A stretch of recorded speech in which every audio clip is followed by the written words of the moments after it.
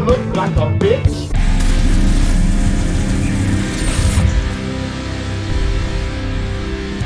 Pulp Fiction, released in 1994 and is directed and written by Quentin Tarantino, who up until this point had only directed Reservoir Dogs, but went on to later direct films such as the Kill Bill franchise, Death Proof, Inglourious Bastards, Django Unchained, The Hateful Eight, and Once Upon a Time in Hollywood. And this film is starring John Travolta, Samuel L. Jackson, Uma Thurman, Harvey Keitel, Tim Roth, Amanda Plummer, Ving Rhames, Eric Stoltz, Rosanna Arquette, Christopher Walken, and Bruce Willis. And the reason why we're talking about this amazingly popular film today is because it was a PayPal recommendation from one of my longtime contributors and supporters of this channel, Dr. Camp. Once again, you send over a movie recommendation that is one of my favorites, and if you were to ask any random moviegoer out there, I'm sure they would say the exact same thing. How many people out there had a Pulp Fiction poster on their wall when they were a kid or in their teenage years, or hell, still have a Pulp Fiction poster on their wall somewhere in their house? Probably in their man cave, because their wife is probably not going to let them have it out in the open in the main living room. But if anyone else out there also wants to be like Dr. Camp and help support me and contribute to this channel, you can select the QR code that's in the bottom left corner of your screen right now. Send over your donation, and if you have a movie recommendation, attach it with it of $5 or more, and if I have access to it, I will watch it, review it, and give you a little shout out, just like what I do with Dr. Camp. So let's talk about it. The movie that everyone has probably seen and everyone probably can quote by heart. And the movie that made Samuel L. Jackson just seems so badass and cool. Pulp Fiction follows several different stories intertwining with each other, all surrounding the mob boss known as Marcellus, and a bunch of acquaintances and family members associated with the man. We have Jules and Vincent, who are two hitmen going around carrying out Marcellus's wishes. We have Maya, who is the wife of Marcellus, looking to go out onto the town and have a good time. And Butch, who is a famous boxer who works for Marcellus and is charged with throwing a fight. And in every single one of these chapters, something goes wrong with the plan that they initially have, and we watch these characters struggle to get back in control of their given circumstances. I think that's the best plot synopsis that I can do, because watching it this time for this review, I realized that there's not really a main through line or a main message going on in this movie. This is just a bunch of, I wouldn't say regular, everyday people, because they are fantastical in some ways. We have hitmen, we have a boxer, we have a drug addict wife, we have a mob boss that gets turned into a, let's just say, a cuddly little teddy bear. But there's no main message of this movie. It's just a whole bunch of people talking. And that's really what has set Quentin Tarantino apart from other directors and other writers. He is very focused on dialogue, and he is a huge film buff. He is a huge film fan. He loves samurai movies, he loves classic B movies, and he likes taking and paying tribute to those movies and taking their shots and putting them into his films. But his main driving force in every single one of his films is the dialogue that he writes. Unlike other filmmakers today, where you have people like Denis Villeneuve, whose Dune Part 2 just came out, and I saw some interviews of him saying that I wish I wouldn't have any dialogue in my movies. That way it would just be pictures, and it would be scenery, and all would just be silent on screen, and you would just see all the images. Which I chuckled when I read that interview, because, like, yeah, you know, film is a medium where you can take moving pictures and tell a story with it.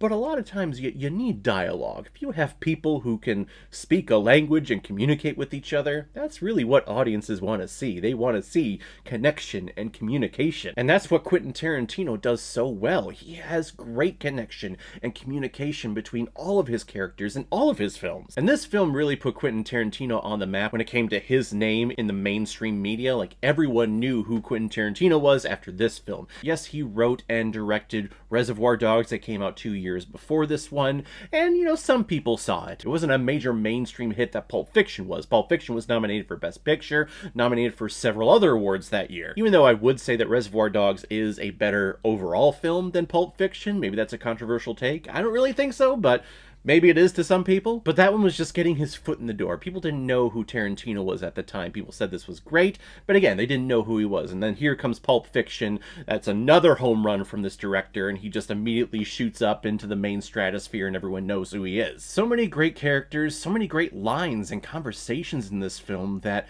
are still talked about and still referenced today. My introduction to this review is a famous TikTok that is one of my favorite TikToks that I've ever seen, where they splice in John Travolta Travolta in Grease, and then it cuts to Sam Jackson in Pulp Fiction carrying on the song with one of his favorite lines like, "Does he look like a bitch? Then why did you try to fuck him?" Yes, you did, Brett! Yes, you did! I feel like after this film came out, everyone tried to talk like Sam Jackson. Every single person. Because Sam Jackson is so fucking cool in this movie. The lines he says, what he does in this film, how cool and calm he is when he's about to blow someone's head off. Jackson is the definition of cool. I mean, he's the definition of cool in just real life, but in this film, he is the definition of cool that everyone wants to be like. He carries around a wallet that says "bad motherfucker" on it. He made Ezekiel 25 verse 17 one of the most popular verses of the Bible. Like, after this movie, everyone knew what that verse was. Everyone could quote it by heart, I guarantee you. And John Travolta is surprisingly great in this movie. At this point in his career, it started taking a turn where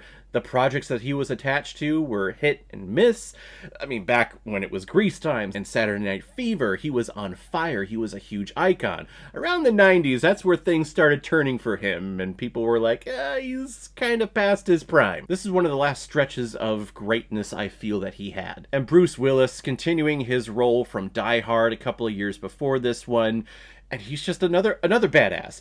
Tarantino just knows how to write badass characters. He's a boxer who's supposed to throw a fight, but instead he puts everything on him to win. He wins all of the money, and then he's trying to get out of town. And then by, several given circumstances, he finds himself on a street corner, and he's watching Marcellus, the big mob boss that he screwed over, walking in front of him. It's a coincidental plot point that I feel if anyone else wrote in their script and we saw it on screen, we would be like, oh, come on, this is bullshit. But for Tarantino, I feel like we just give it a pass. We go like, yeah, that could possibly happen. And it could possibly happen. Tarantino just has a way of writing natural dialogue and making just dialogue sound not forced. Like, these are just simple conversations that two characters are having between each other. It's not driving the plot forward in any way. It's not driving a message home. We're just listening to two people or several people in a conversation just talking with each other. The only other time I feel like we would see that is in live theater. And even then, in live theater, it feels forced and it feels performancy. Everything here just seems natural. There is a naturalism to this film that I attach to, and I feel like that's what everyone else is attaching to when they watch this film. I don't know of anyone who has watched this movie who was not entertained by it. Even if they didn't like the violence that happens in it, they can still appreciate the characterization, especially of Samuel L. Jackson, and just the natural dialogue. This movie's just badass. It really is. It's still one of the best films that Quentin Tarantino has written and directed to this day, and it's one of my favorite films to eventually go back and watch every once in a while. So I'm gonna give Pulp Fiction 5 out of 5 Blu-rays. I think I see blue. He looks glorious. So guys, if you've seen Pulp Fiction, what did you think about it? What is your ranking of all of the Quentin Tarantino films that you've seen?